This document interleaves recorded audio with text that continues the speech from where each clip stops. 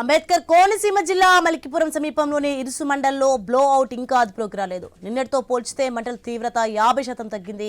ONGC సాంకేతిక సిబ్బంది నియంత్రణకు శ్రమటోడుస్తున్నారు. తాజాగా పెద్ద పైప్ లైన్ ద్వారా గొడుగు రూపంలో నీటిని లోపలికి చొప్పిస్తున్నారు. నేడు మంటలు అదుపులోకి రావచ్చని అంచనా వేస్తున్నారు అధికారులు. ప్రజాప్రతినిధులు, ఉన్నతాధికారులు ఇరుసుమండలోనే ఉండి ఎప్పటికప్పుడు పరిస్థితిని సమీక్షిస్తున్నారు. అమరావతి నుంచి సీఎం చంద్రబాబు సైతం ఆరా తీస్తున్నారు.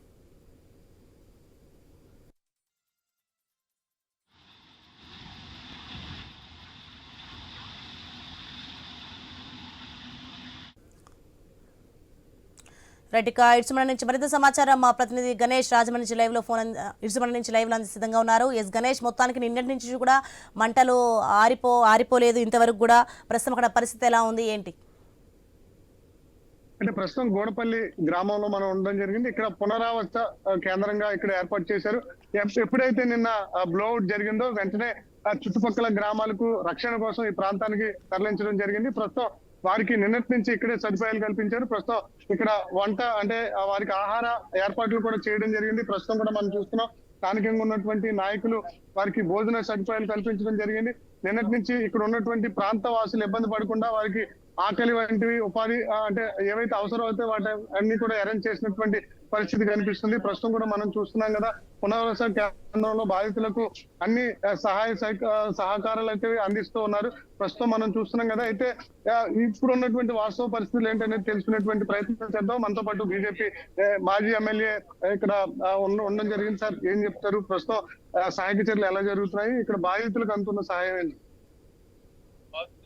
ఎక్కడెక్కడైతే పునరావాస కేంద్రం ఉన్నాయో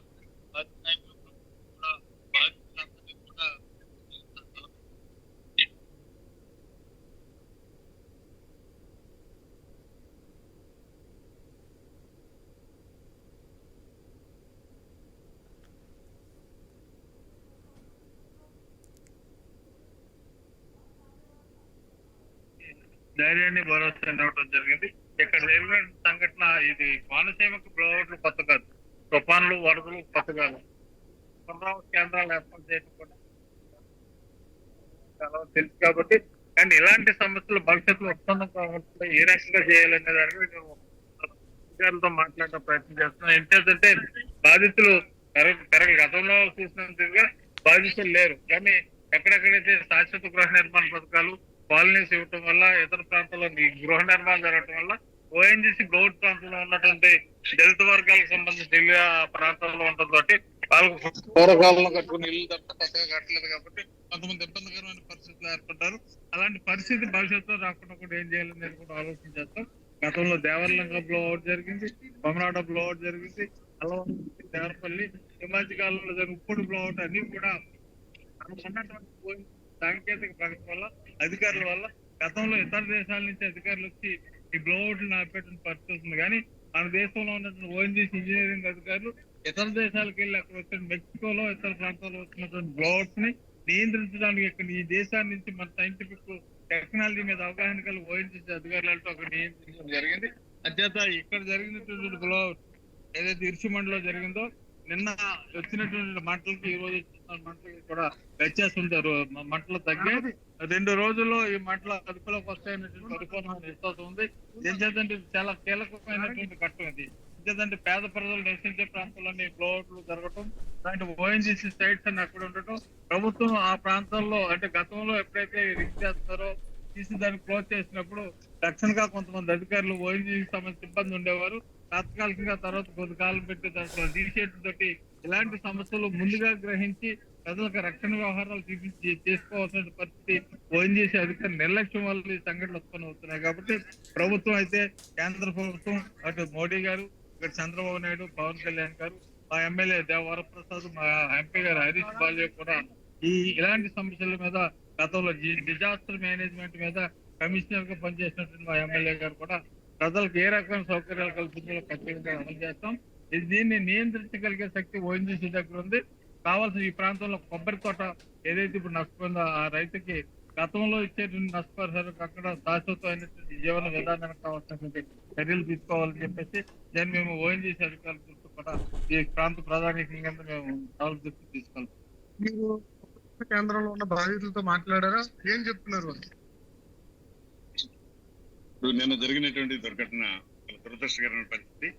ఈవేళ నిన్న ఎక్కడైతే బ్లోఅవుట్ జరిగిందో ఆ బ్లోఅవుట్ చుట్టూ 1 కిలోమీటర్ వైడ్ ఉన్నటువంటి నిర్వాసితులందరూ కూడా ఇక్కడికి తీసుకురావడం జరిగింది. పునరావాస కేంద్రాలు వాళ్ళందరికీ కూడా మంచి భోజనం అధికారులు, ఇటు స్థానిక నాయకులు, కూటమి నాయకులందరూ కూడా వాళ్ళకి పెట్టడం జరిగింది. కానీ ఇక్కడ పరిస్థితి ఏంటంటే ఇక్కడ బ్లోఅవుట్ అనేటువంటిది రావడం చాలా దురదృష్టకరమైన పరిస్థితి. దీనికి అధికారుల నిర్లక్ష్యం ఎక్కువ ఉందనేటువంటిది మనం చెప్పవచ్చు. ఎందుకంటే ఏదైనా ఒక ఫిట్నెస్ సర్టిఫికేట్ ఉండాలి. ఒక కార్ ని తయారు చేసి బయటకు పంపించినప్పుడు దాని ఫిట్నెస్ ఫైనలైజ్ చేస్తాం.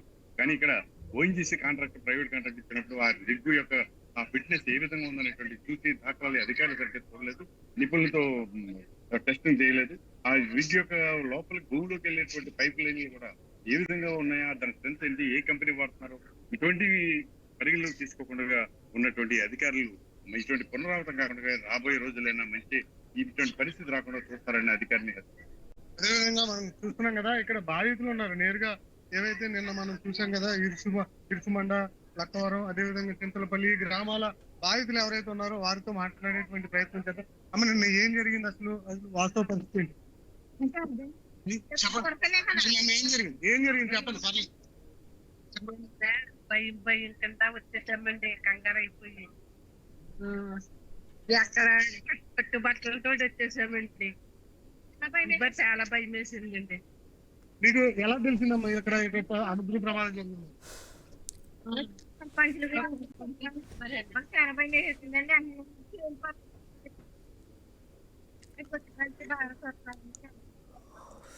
కొలిపాపన్నోళ్ళతోటి ఎక్కుని భయం వేసిందండి. ఆ భయంతో ఇంకేం చేయాలి, తల్లిదండ్రులు వచ్చాక అందరూ ఆదరించారు. చాలా బాగా చూసారండి. రాత్రి నుంచి పిల్లలతో సహా వచ్చారు.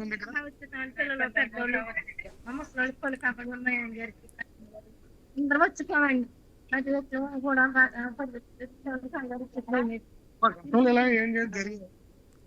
ఏం జరిగిందో తెలియదండి. చంపాల్సిన అందరూ ఫోన్ చేసి వచ్చేయండి అంటే పట్టుబట్టలతో పరిగెట్టుకొచ్చామండి. మా ఆయన కూడా చెయ్యి కూడా ఎంతమంది ఉంటారు ఇక్కడ? చాలా మంది ఉంటారు.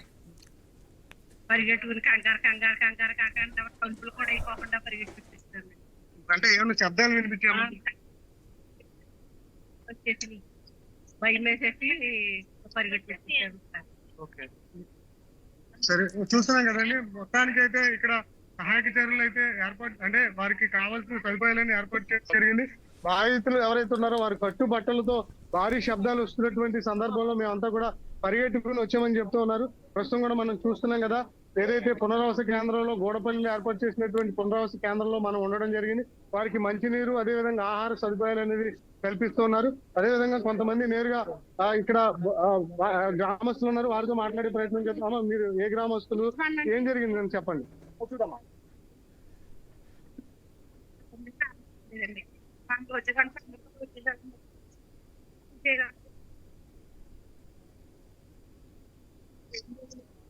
చూసారా?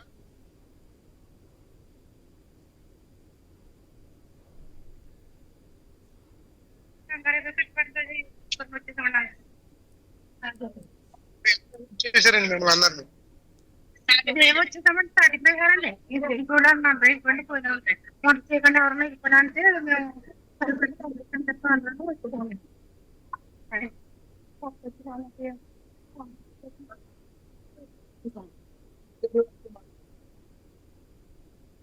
సరండి పిల్లలన్నీ పడిపోయారండి.